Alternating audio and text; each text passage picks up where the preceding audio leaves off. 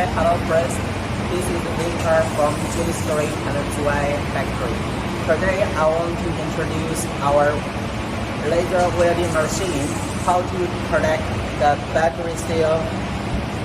Just now, this is 2,000 watts laser machine to weld the barrels and a connector between battery cell.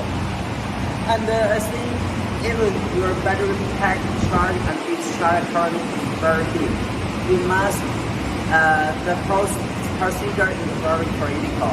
You must have a reliable laser welding machine to weld the battery connectors between battery cell.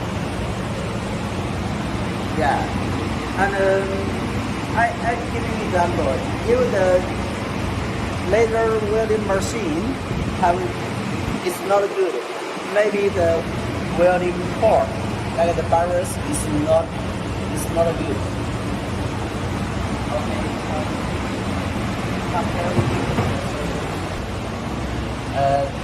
Here, even welding very good, and the can bear very big charge and discharge current. And if welding is not good, maybe have some problem, and solar circuit, and here will be very hot. Okay, thank you.